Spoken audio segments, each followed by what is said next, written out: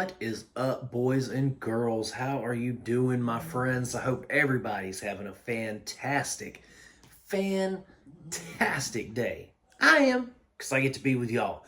We get to talk about one of my favorite movies, one of my favorite franchises, since I was a kid, this has been one of those franchises that just sparks your imagination, or my imagination anyway. Maybe not yours, but mine for sure, because this is, to me, two of the greatest movie monsters in the history of cinema squaring off. Guys, today we're talking about 2004 AVP, Alien vs. Predator, guys, directed by Paul W.S. Anderson. Hit that like and subscribe button right now.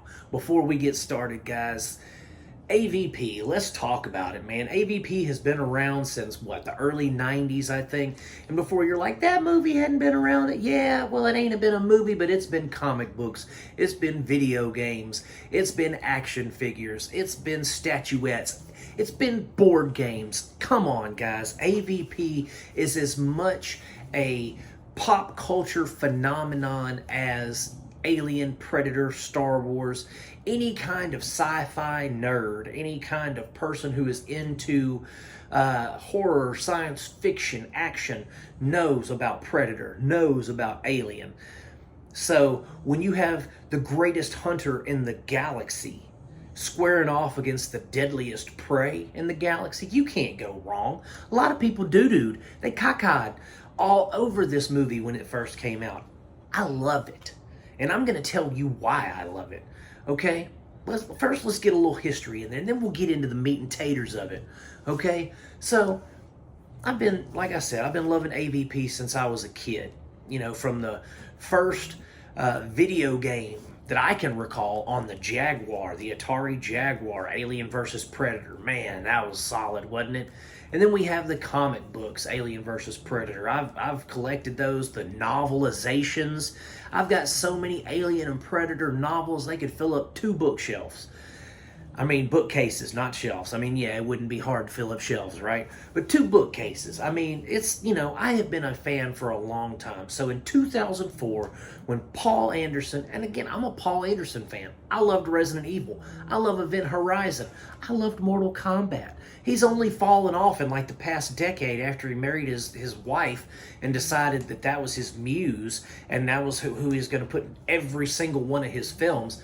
Yeah, he didn't fall off until then. So he used to make excellent films, you know? But this was one of his final fantastic films, in my opinion.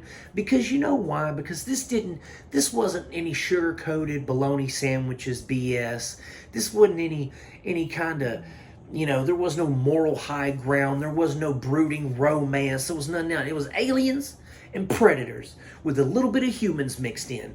And yeah, it wasn't in space, and it didn't follow Machiko or whatever her name is in the comics and the books, but it was a cool story with cool characters that they developed, and it was entertaining. Now, the people will complain, okay, the Predators died too easily, there were too many aliens, the face huggers came out, you know, or the chest busters came out too quick after they were incubated.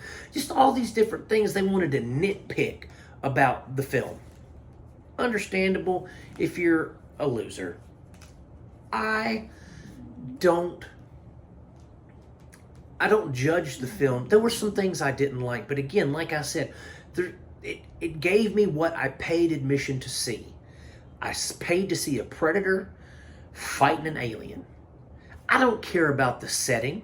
I don't care about the peripheral characters.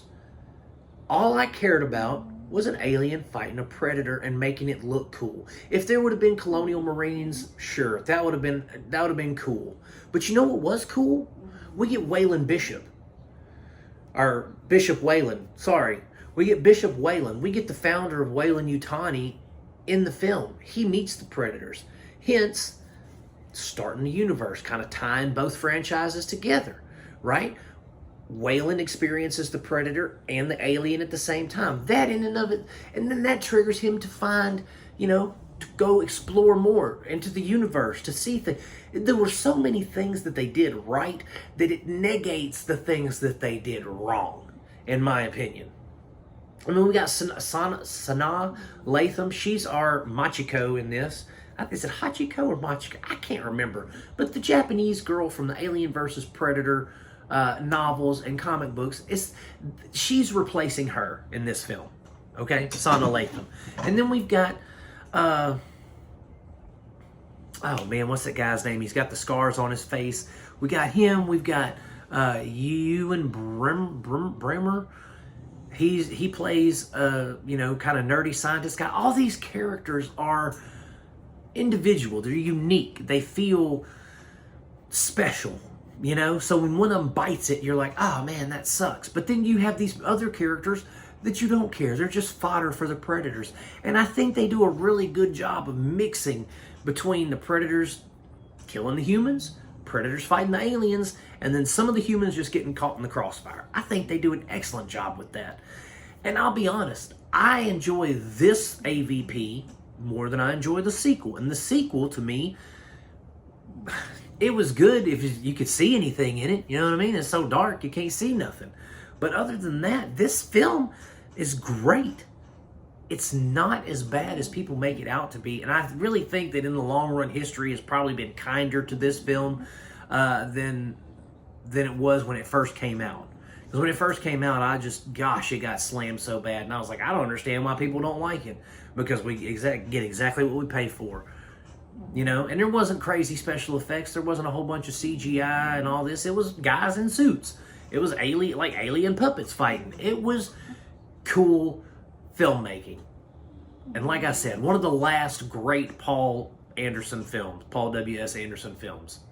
So it's worth your time for sure. If you haven't seen Alien vs. Predator, by all means, go find it, watch it, rent it. You can find it on Hulu if you want to give it a shot. Watch it on Hulu. In fact, I recommend that you watch Predator through Prey, into Alien, through to Romulus, and then Alien vs. Predator. You guys need to watch the entire thing to just understand how awesome and cool this universe is, this combined universe of these awesome movie monsters. It is awesome. And check it out, guys. Just go check it out. Thank me later. Tell me you love me. Send me flowers. You'll love it. Thanks so much for hanging around, guys, and talking about Alien vs. Predator with me. Hit that like and subscribe button on your way out. And as always, I'm going to keep making them as long as you keep watching them. Peace out. God bless you, my friends, and I will see you soon.